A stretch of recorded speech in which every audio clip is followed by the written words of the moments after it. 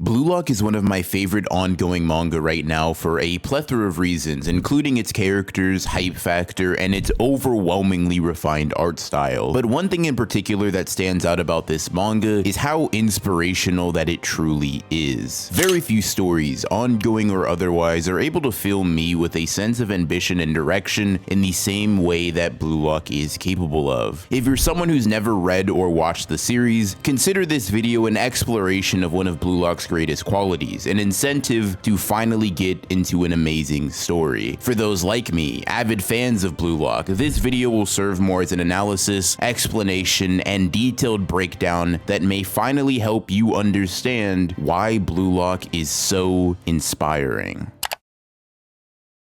Now that's something that can be answered and interpreted in a myriad of ways because inspiration and motivation come in many different forms for many different people. Maybe you're someone that gets inspired based on encouraging words and affirmation of your abilities. Maybe you're someone who is motivated by tracking their progress and seeing just how far you've come. Or maybe you're a little bit crazy like me and just love some good old competition. In all of these instances, we are experiencing a very similar feeling, but getting to it in an entirely different fashion. But the beautiful thing about Blue Lock is that it has an arc, a character, a worldview, whatever it is that you need that can represent and assist anybody that is willing to work and get after exactly what it is that they want. If I had to summarize very quickly what exactly it is that allows the series to do this so effectively, I'd say that it's the premise of the manga. The very concept of Blue Lock, a facility meant to take young footballers and change them into egoists with the intent of becoming the best, inherently allows and even necessitates conversations around winning and what exactly it takes to make the goddess of victory look your way and smile upon you. To frame it a bit differently, Blue Lock, when stripped of its pleasantries and the shell of football specifically, is a story about winning. In the same way that Jujutsu Kaisen is a story about death and curses, Naruto about fate and cycles, One Piece about adventure and freedom, or Bleach about death and connection, what Blue Lock aims to do with every single chapter, every single page, every single word is teach both the characters and the audience about winning and what that requires. This is the root of Blue Lock's motivation and inspirational tendencies. This is the reason that Blue Lock can overwhelm you with the sensation of understanding so intensely. Some Blue Lock reading sessions have left me so genuinely awestruck, so painfully and truly beside myself with amazement that I felt like my entire worldview on a word as simple as luck had been wrong all along. Like a fool, I presumed to know something so simple yet fundamental to success, but my eyes were opened by a simple explanation of the concept, and an entire arc later, that very concept was being put into play expertly. I'll talk about luck in particular and how that concept is explored within the series in just a bit, but first I'd like to make a quick distinction in the vocabulary I've been using. As up to this point in the video, I've been using the words motivational and inspirational interchangeably. At face value, this doesn't necessarily mean anything. The words in a more casual sense can be used to achieve the same effect, but when having a discussion about these terms specifically, as I aim to in this video, a line in the sand must be drawn and acknowledged. See, motivation in specific is something that is much more impulsive and temporary than inspiration. I've been motivated by a lot of things in my lifetime, and chances are that you have as well. Inspiration, however, is much more difficult to come by in my experience. Whereas I describe motivation as the will to do something largely in part due to the constant outside interference of something or someone else, inspiration is something that can happen just once and last with you for a lifetime. Motivation is a simple push. Inspiration, an all-encompassing pull towards something, an ideal, an outcome. Like gravity, inspiration cannot be extinguished or ignored so easily. Many anime and manga, many stories in general that I have seen or consumed can be motivational in the moment, but not as many are able to inspire me to the point of altering the way I view a part of my experience as a human being. Blue Lock is able to motivate, which is great, but more importantly, it's able to inspire. Seeing Isagi score a goal, or a character training to become better, or just the competitive banter back and forth between characters, that's motivational. It evokes enough emotion and passion to compel me to work towards my own goals and dreams, but only for a moment. The high of motivation is very, very powerful, but it is also very short-lived. However, when I hear Ego talking to the Blue Lockers, explaining what exactly it is that they're missing, what hunger that they lack, what shackles impede their growth. And then I get to see that entire journey where a character lives through that ideal and succeeds. That is something that I would consider inspirational. That is something that transcends the limits of mere motivation. This may sound corny or lame or whatever, but every day I wake up with the intent to get shit done. I run myself through the same kinds of evaluations that Isagi and Ego have mentioned in the story. The whole discussion around entering the flow and what that requires literally altered my approach to goal setting and work as a whole. And that kind of thing doesn't just burn out after a few hours, a few days, a few months, or even a few years. That kind of mentality is something that sticks with you for the rest of your life if you really resonate with it. Now, I've been talking primarily within the realm of theory and hypotheticals, but I think I can solidify my point that much more by using some real concrete examples from Blue Lock itself and merely recount some of its greatness within this video. If you're someone who's made it to this point and still haven't consumed Blue Lock in any capacity, I recommend that you pause this video right now, read Blue Lock, and come back at your own leisure. I'll be doing my best to encapsulate the ethos of the series in my analysis, but I can't guarantee that a large part of what makes these words so impactful won't be diluted when coming from me. If you're okay with rolling those dice or just familiar with the manga, let's start the breakdown with Luck, one of my favorite ideas in the series, and probably the first Ego monologue that truly resonated with my soul.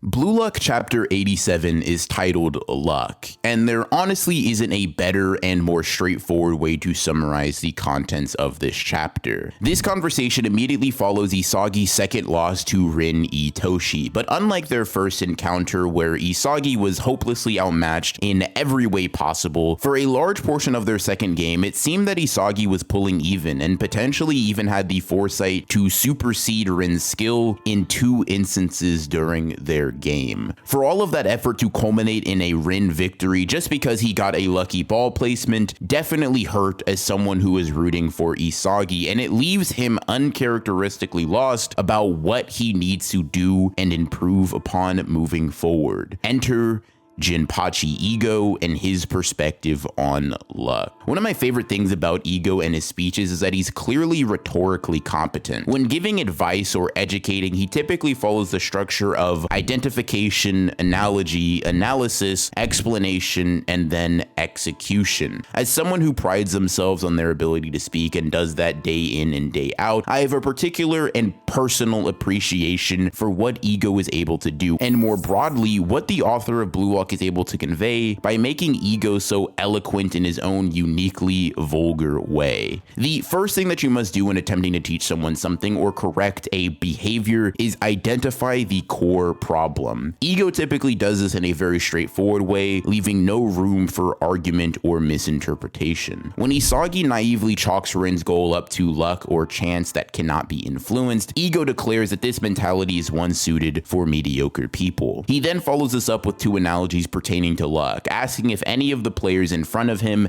have ever been shat on by a bird, or if they've gotten bad luck when playing a carnival game. These 2 analogies may seem tangentially related at best when they are first mentioned, but their common association with luck connects to the entire premise of Ego's monologue. If the carnival game was rigged from the very start, did you as the player have bad luck, or were you simply playing a losing game? If you get hit by bird poop only to realize that bird poop could be found all over the ground in front of you, would someone else's innate luck be better than yours just because they had more situational awareness and avoided the area? These analogies and questions force the viewer and players themselves to get the gears turning and start searching for an answer, which primes their brain to be more receptive to the analysis and explanation wombo combo that Ego is so experienced with. The first stage of this combination, or the jab if you will, relies on Ego recounting the events that happened and breaking them down through his lens, a more objective lens. While everyone else on the field stopped once Isagi and Bachira clashed in front of the goal, Rin alone pushed forward so that he would still be an active participant in the play. This sets up for the second part of the attack, or the cross, and Ego always lands lands with these punches especially hard because he ties the analogy back into the explanation. To put it simply, Rin forces odds of winning the game via chance to go up by putting himself in a position that would allow him to act upon his good fortune. To put it another way, if you were to have Rin run to the exact same spot with everything else being the same, with the ball trajectory being the variable, maybe he'd only score and win the game 40 to 50% of the time, demonstrating that a large part of his success came down to something that can't be tangibly grasped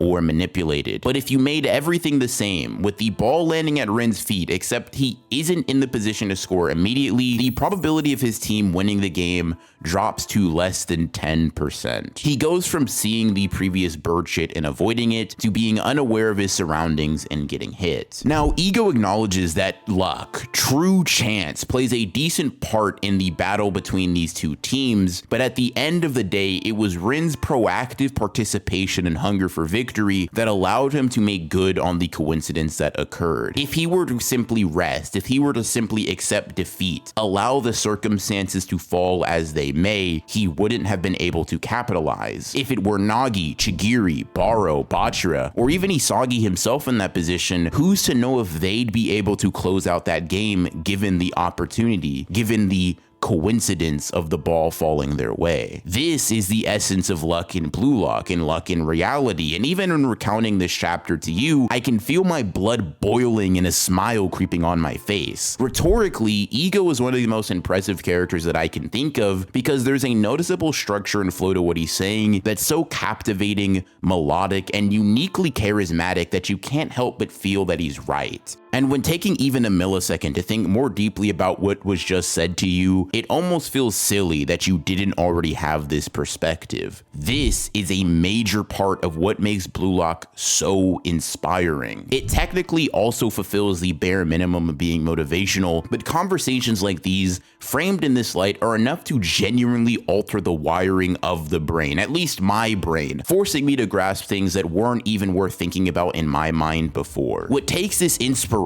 and pounds it even deeper into my cerebral cortex is the fact that Ego literally gives you the blueprint to act upon it. He'll tell you just as much as he's telling the players how to go out and fix this problem or adjust your mindset in a way more suited for winning. Ego's description of the flow in chapter 111 is a perfect example of this. Slipping into a state of immersion or focus that lies beyond your normal capabilities is something that has probably happened to most of the people watching this video. You may know it as the zone or entering a trance-like state, but the result and outcome is all the same. Whether it be during the middle of a boss battle, a recital, a drawing session, or even an intense sports match, when the right circumstances align, people are prone to slip into this flow-like state in order to achieve feats beyond their normal capabilities. As a sports manga, it's par for the course for a concept like this to be covered. I mean, even Kuroko no Basket covers the zone as an idea. What's more engaging to me is Ego's explanation of how to intentionally access this frame of mind. Challenge-based concentration is the term he uses, and it perfectly encapsulates his point when paired with his further explanation of the idea and this extremely helpful diagram. I myself learned how to recreate the circumstances to achieve this flow state based on one chapter of dialogue and all of the visuals that were accompanying it. Essentially, one must find a task within their desired field that properly balances boredom and anxiety. If the selected task is too easy, you won't be able to enter the flow state and will become bored, unable to immerse yourself within the challenge. Conversely, if you pick something too difficult for your current specs, you run the risk of making yourself anxious due to knowing how unlikely you are to succeed. In order to strike the proper balance, in order to achieve flow, you have to pick something that requires your full attention and focus while being just within the limits of what you think is possible.